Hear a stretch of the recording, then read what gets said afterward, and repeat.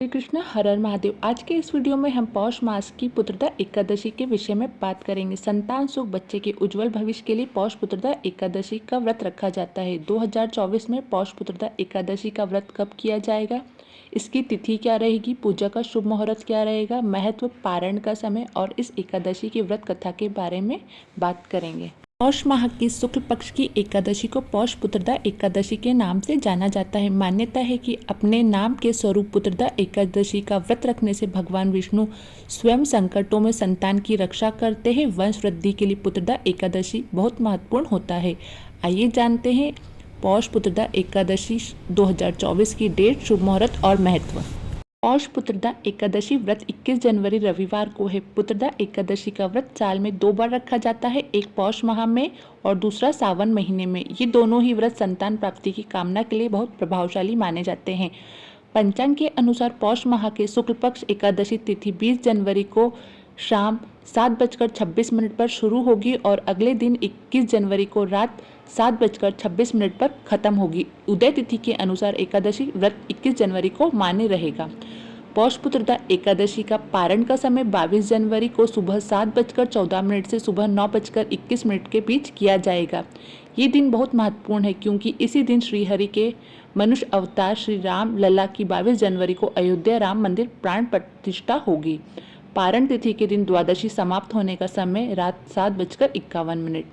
पुत्रदा एकादशी का व्रत कैसे करना है। पौष पुत्रदा एकादशी व्रत रखने वाले श्रद्धालु को व्रत से पूर्व दशमी के दिन एक समय सात्विक भोजन ग्रहण करना चाहिए। व्रत को संयमित और ब्रह्मचर्य का पालन करना चाहिए। एकादशी के दिन व्रत का संकल्प लेकर गंगा जल, तुलसी दल, तिल, फूल, पंचामृत से श्रीहरि की पूजा करें। संध्या काल में दीपदान करें, तुलसी में दीपक लगाएं। व्रत के अगले दिन द्वादशी पर किसी जरूरतमंद व्यक्ति या ब्राह्मण को भोजन कराकर दान दक्षिणा देकर व्रत का पारण करें। पौष पुत्रदा एकादशी व्रत कथा। भद्रावती नामक नगरी में सुकेतुमान नाम का एक राजा राज्य करता था। उसके कोई पुत्र नहीं था। उसकी स्त्री का नाम शेवैया था। वह निपुत्र होने के कारण सदैव चिंतित रहा करती थी। राजा के पितर भी रो रो कर पिंड लिया करते थे और सोचा करते थे कि इसके बाद हमको कौन पिंड दान करेगा। राजा को भाई, बांधव, धन, हाथी, घोड़े, राज्य और मंत्री, इन सब में किसी से भी संतोष नहीं होता था। वह सदैव यही विचार करता था कि मेरे मरने के बाद मुझे कौन पिंड दान करेगा। बिना पुत्र के पितरों और देवताओं का ऋण मैं कैसे चुका सकूंगा। जिस घर में पुत्र ना हो उस घर में सदैव अंधेरा ही रहता है। इसलिए मुझे पुत्र उत्पत्ति के लिए प्रयत्न करना चाहिए। जिस मनुष्य ने पुत्र का मुख देखा है वह धन है। इसको इस लोक में यश और परलोक में शांति मिलती है, अर्थात उनके दोनों लोक सुधर जाते हैं। पूर्व जन्म में कर्म से ही इस जन्म में पुत्र, धन आदि प्राप्त होते हैं। राजा इसी प्रकार रात दिन चिंता में रहने लगा। एक समय तो राजा ने अपने शरीर को त्याग देने का निश्चय किया, परंतु आत्माघात को महान पाप समझकर उसने ऐसा नहीं किया। एक दिन राजा ऐसा ही विचार करता हुआ अपने घोड़े पर चढ़कर वन को चल दिया तथा पक्षियों और वृक्षों को देखने लगा। उसने देखा वन में मृग, सुअर, सिंह, बंदर, सर्प आदि सब भ्रमण कर रहे हैं।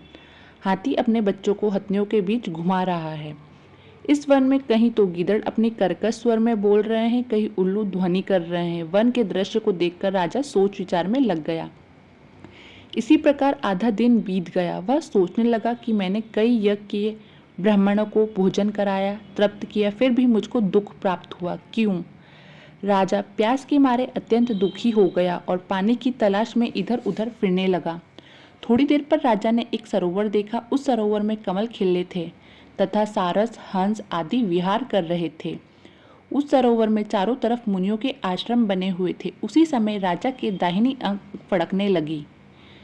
राजा शुभ शकुन समझकर घोड़े से उतरकर मुनियों को दंडवत प्रणाम करके बैठ गया। राजा को देखकर मुनियों ने कहा, हे राजन, हम तुमसे अत्यंत प्रसन्न हैं। तुम्हारी क्या इच्छा है सो कहो। राजा ने कहा, महाराज, आप कौन हैं और किस लिए यहाँ आए हैं, कृपा करके मुझे बताइए। मुनि कहने लगे कि हे राजन, आज संतान देने वाली पुत्रदा एकादशी है। हम लोग विश्व देव हैं और इस सरोवर में स्नान करने के लिए आए हैं। यह सुनकर राजा कहने लगा कि महाराज, मेरी भी कोई संतान नहीं है। यदि आप मुझ पर प्रसन्न हैं तो एक पुत्र का वरदान दीजिए। मुनि बोले, हे राजन, आज पुत्रदा एकादशी है, आप अवश्य ही इस व्रत को करें। भगवान की कृपा से अवश्य ही आपके घर में पुत्र होगा। मुनि के वचनों को सुनकर राजा ने उसी दिन एकादशी का व्रत किया और द्वादशी को उसका पारण किया। इसके पश्चात मुनियों को प्रणाम करके महल में वापस गया। कुछ समय बीतने के बाद रानी ने गर्भ धारण किया और 9 महीने के पश्चात उनके एक पुत्र प्राप्त हुआ। वह राजकुमार अत्यंत शूरवीर, यशस्वी और प्रजापालक हुआ। पुत्र की प्राप्ति के लिए पुत्रदा एकादशी का व्रत करना चाहिए। जो मनुष्य इस महात्म्य को पढ़ता है या सुनता है, उससे अंत में स्वर्ग की प्राप्ति होती है।